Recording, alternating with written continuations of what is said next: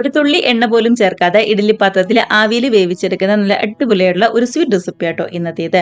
അരി കുതിർക്കാൻ വെക്കോ അരിപ്പൊടിയോ ഒന്നും തന്നെ യൂസ് ചെയ്യാതെ സിമ്പിളായിട്ട് ചെയ്തെടുക്കാവുന്നതേ ഉള്ളൂ. ഏറ്റവും ഹെൽത്തി ആയിട്ട് വൈകുന്നേരം ചായയ്ക്ക് കുട്ടീസിനൊക്കെ കൊടുക്കാവുന്ന കിട്ടു റെസിപ്പി തന്നെയാണ്. അപ്പൊ എല്ലാവരും മിസ് ചെയ്യാതെ ട്രൈ ചെയ്ത് നോക്കുക. അടിപൊളിയായിട്ട് ഇരുന്ന് കഴിക്കുക. കമന്റ്സ് ഒക്കെ ആണെന്നുണ്ടെങ്കിലും മറക്കാതെ അറിയിക്കണേ. കണ്ടു നോക്കിയാലോ എങ്ങനെയാ നമ്മുടെ ഈ റെസിപ്പി ചെയ്തെടുക്കുന്നതെന്ന്. നമുക്കിപ്പോൾ ആദ്യം തന്നെ ശർക്കര ഒന്നും കൂടെ അലിയിച്ചെടുക്കുകയാണ് ചെയ്യുന്നത്. അതിനായിട്ട് 250 ഗ്രാം ശർക്കര എടുത്ത് ഒരു പാത്രത്തിലേക്ക് മാറ്റി കൊടുത്തിട്ടുണ്ട്. 1 കപ്പ് വെള്ളവും കൂടി ചേർത്ത് നന്നായിട്ട് തന്നെ ഒന്നും കൂടി തിളപ്പിച്ച് കട്ടകളൊക്കെ ശരിക്കും ഒന്നും കൂടെ അലിയിച്ചെടുക്കാം നമുക്ക്. ഇനിയിപ്പോൾ അച്ച് ശർക്കരയാണ് എടുക്കുന്നതെങ്കിൽ ഒരു 3 അച്ച് ശർക്കര വേണം എടുക്കാനായിട്ട്. ചെറുതല്ല, അത്യാവശ്യം വലിപ്പമുള്ള 3 അച്ച് ശർക്കര എടുക്കുക കേട്ടോ. നന്നായിട്ട് തന്നെ ഒന്നും കൂടെ തിളച്ച് ശരിക്കും ഒന്നും കൂടെ അലന്ന് വന്നിട്ടുണ്ട് ശർക്കരയൊക്കെ. നമുക്ക് ഗ്യാസ് ഓഫ് ചെയ്ത് വലിയ ചൂടൊക്കെ ഒന്നാറി തണുക്കാനായിട്ട് വെയിറ്റ് ചെയ്യാം. ഇനിയിപ്പോൾ വലിയൊരു മിക്സിയുടെ ജാറിലേക്ക് 250 ml കപ്പിന് 1 കപ്പ് റവയാണ് ചേർത്ത് കൊടുക്കുന്നത്. വറുത്ത റവയോ വറക്കാത്ത റവയോ ഏതാണെങ്കിലും കുഴപ്പമില്ല. അതേപോലെ തന്നെ 1/2 കപ്പ് ഗോതമ്പ് പൊടിയും 1/4 കപ്പ് തേങ്ങ ചിരകിയതും കൂടി ചേർത്ത് കൊടുക്കുന്നുണ്ട്. മിക്സിയുടെ ജാർ എടുക്കുമ്പോൾ അത്യാവശ്യം വലിപ്പമുള്ള മിക്സിയുടെ ജാർ തന്നെ എടുക്കാനായിട്ട് ശ്രദ്ധിക്കുക. അതിനുശേഷം ഒരു പിഞ്ച് ഉപ്പും കൂടി ചേർത്ത് കൊടുക്കുന്നുണ്ട്. മധുരമൊക്കെ ചേർക്കുന്നതുകൊണ്ട് ഒന്ന് ബാലൻസ് ആവാൻ വേണ്ടിയിട്ടാണ് നമ്മൾ ഉപ്പ് ചേർക്കുന്നത്. ഇനിയിപ്പോൾ നമ്മൾ അരിച്ചു വെച്ചിരിക്കുന്ന ശർക്കരപ്പാനി ഇതിലേക്ക് ആദ്യമേ പകുതി ചേർത്ത് നന്നായിട്ട് തന്നെ ഒന്നും കൂടി മിക്സ് ചെയ്തെടുക്കാം. നമ്മൾ മിക്സിയുടെ ജാറിൽ എങ്ങനെ വന്നാലും അടിച്ചെടുക്കുമ്പോൾ അടിയിലൊക്കെ അണിഞ്ഞു വരാനായിട്ട് കുറച്ച് ബുദ്ധിമുട്ടുണ്ടാവും. അതുകൊണ്ടാണ് ഇതേപോലെ ശരിക്കും ഒന്നും കൂടി മിക്സ് ചെയ്ത് കൊടുക്കുന്നത്. അതിനുശേഷം ബാക്കി ശർക്കരപ്പാനിയും കൂടി ചേർത്ത് നന്നായിട്ട് മിക്സ് ചെയ്ത് ശരിക്കും ഒന്നും കൂടെ അടിച്ചെടുത്തുകൊണ്ട് വരാം നമുക്ക്. കണ്ടോ, ഇതിപ്പോൾ റവയൊക്കെ ആയതുകൊണ്ട് തന്നെ കുറച്ച് കട്ടിക്കാണ് ഇരിക്കുന്നത്. അപ്പം ഞാനിവിടെ 1 കപ്പ് വെള്ളമാണ് എടുത്തത്. അതുപോലെ കുറച്ചും കൂടി വെള്ളം വേണം എടുക്കാനായിട്ട്. നമ്മുടെ ഈ മിക്സിയുടെ ജാറിലേക്ക് കുറച്ചും കൂടി വെള്ളം ചേർത്ത് നമ്മുടെ ഈ മിക്സിലേക്ക് ചേർത്ത് കൊടുക്കാം കേട്ടോ. കണ്ടോ, ഇതിപ്പോൾ കാണുമ്പോൾ തന്നെയാണെങ്കിൽ അറിയാൻ പറ്റുമല്ലോ നമ്മുടെ മിക്സ് കുറച്ച് കട്ടിക്കാണ് ഇരിക്കുന്നത്. അതനുസരിച്ച് വേണം നമ്മുടെ വെള്ളം ചേർത്ത് കൊടുക്കാനായിട്ട്. എടുക്കുന്ന റവയുടെ വ്യത്യാസം അനുസരിച്ച് വെള്ളത്തിന്റെ കാര്യത്തിൽ അങ്ങോട്ടും ഇങ്ങോട്ടും ഒക്കെ ചെറിയ രീതിയിൽ ഒന്ന് വ്യത്യാസം വന്നിരിക്കും. ഇതേപോലെ ശരിക്കും മിക്സ് ചെയ്ത് ഈ ഒരു പരുവത്തിൽ നമ്മൾ എടുത്തിട്ടുണ്ട് കേട്ടോ.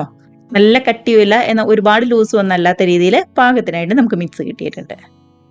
ഇനി ടേസ്റ്റിന് വേണ്ടിയിട്ട് കുറച്ച് ഏലക്കപ്പൊടിയും അതേപോലെ തന്നെ നന്നായിട്ട് പൊങ്ങി ഉള്ളൊക്കെ സോഫ്റ്റ് ആയിട്ട് വരാനായിട്ട് 1/4 ടീസ്പൂൺ ബേക്കിംഗ് സോഡയും കൂടി ചേർത്ത് കൊടുക്കാം. അതിനുശേഷം എല്ലാം കൂടി നന്നായിട്ട് തന്നെ ഒന്നും കൂടി മിക്സ് ആക്കി എടുത്താലുണ്ടല്ലോ നല്ല അടിപൊളി ടേസ്റ്റുള്ള മിക്സ് ഇവിടെ റെഡി ആയിട്ടുണ്ട്. ഇനിയപ്പോൾ നമുക്ക് റെഡിയാക്കി എടുക്കാം. അതിനായിട്ട് ഞാൻ ഒരേ വലിപ്പത്തിലുള്ള ഈ ഒരു ഷേപ്പിലുള്ള പാത്രങ്ങളാട്ടോ എടുത്തിരിക്കുന്നത്. ആവിക്ക് വെക്കാൻ എളുപ്പത്തിന് വേണ്ടിയിട്ടാണ്. എല്ലാത്തിലും കുറച്ച് നെയ്യും കൂടി എല്ലാ സൈഡിലേക്കും ഒന്നാക്കി കൊടുക്കുക. അതിനുശേഷം നമ്മൾ റെഡിയാക്കി വെച്ചിരിക്കുന്ന മിക്സ് 1/4 ഭാഗം ഓരോ പാത്രത്തിലേക്കും ആക്കി കൊടുക്കുക കേട്ടോ. കണ്ടതാ, ഇതേപോലെ ഓരോ പാത്രത്തിലേക്ക് ഒരു 1/4 ഭാഗം മാത്രം ആക്കി കൊടുത്താൽ മതി. നിറച്ച് വെക്കരുത് കേട്ടോ. അങ്ങനെയാണെന്നുണ്ടെങ്കിൽ പൊങ്ങി വരുമ്പോൾ പുറത്തേക്ക് ചാടിപ്പോകും. നന്നായിട്ട് ടാപ്പ് ചെയ്ത് എയർ ബബിൾസ് ഒക്കെ നന്നായിട്ട് കളഞ്ഞതിന് ശേഷം കുറച്ച് തേങ്ങാക്കൊത്ത് നെയ്യിൽ ഒന്നും കൂടെ ഫ്രൈ ചെയ്തെടുത്തതാണ്. അതും കൂടി ഇതിന്റെ മുകളിലേക്ക് എല്ലാ ഭാഗത്തേക്കും ഒന്ന് ചേർത്ത് കൊടുക്കാം. എള്ളൊക്കെ ചേർക്കാൻ ഇഷ്ടമാണെന്നുണ്ടെങ്കിൽ അതൊക്കെ നമുക്ക് ചേർത്ത് കൊടുക്കാവേ. കണ്ടതാ, ഇത്രയേ ഉള്ളൂ. ഇനിയിപ്പോൾ നേരെ നല്ല ചൂടായ ഇഡ്ഡലി പാത്രത്തിലേക്ക് അങ്ങോട്ട് വെച്ച് ആവിയേറ്റെടുക്കുകയാണ് ചെയ്യുന്നത്. വെള്ളമൊക്കെ നന്നായിട്ട് തിളച്ച് വന്നപ്പോൾ ഇഡ്ഡലി തട്ട് വെച്ച് ഇതേപോലെ ഓരോന്നും അങ്ങോട്ട് വെച്ച് കൊടുക്കാം. ഒരു 15-20 മിനിറ്റ് മീഡിയം ഫ്ലെയിമിൽ നന്നായിട്ട് തന്നെ ഒന്നും കൂടെ ആവി കയറി വന്നാൽ മാത്രം മതിയാവും കേട്ടോ.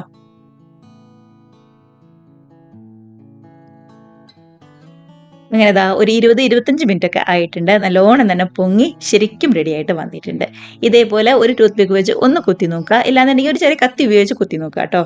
ഒട്ടും തന്നെ ഒട്ടിയൊന്നും പിടിക്കുന്നില്ല എന്നുണ്ടെങ്കിൽ നല്ല അടിപൊളിയായിട്ട് തന്നെ റെഡി ആയിട്ട് വന്നത് മനസ്സിലാക്കാം. താഴെ ഇറക്കി വെച്ച് വലിയ ചൂടൊക്കെ ഒന്ന് ആറിക്കഴിയുമ്പോൾ ഇതേപോലെ പുറത്തേക്ക് എടുത്ത് നമുക്ക് കണ്ട് കഴിക്കാവുന്നതേ ഉള്ളൂ. നെയ്യൊക്കെ പറ്റി കൊടുത്തുകൊണ്ട് സൈഡിൽ നിന്നൊക്കെ ആണെന്നുണ്ടെങ്കിലും പെട്ടെന്ന് തന്നെ ഇങ്ങോട്ട് വിട്ടുപോകുന്നുള്ളൂ കേട്ടോ. അപ്പം അതൊക്കെ ഒന്നിങ്ങോട്ട് കമത്തി കൊടുത്താൽ മാത്രം മതി. ഇവിടുത്തെ പാത്രത്തിലൊന്നാണെങ്കിലും ഒട്ടും തന്നെ ഒട്ടിയൊന്നും പിടിക്കാതെ നല്ല അടിപൊളിയായിട്ട് തന്നെ നമുക്ക് കിട്ടിയിട്ടുണ്ട്.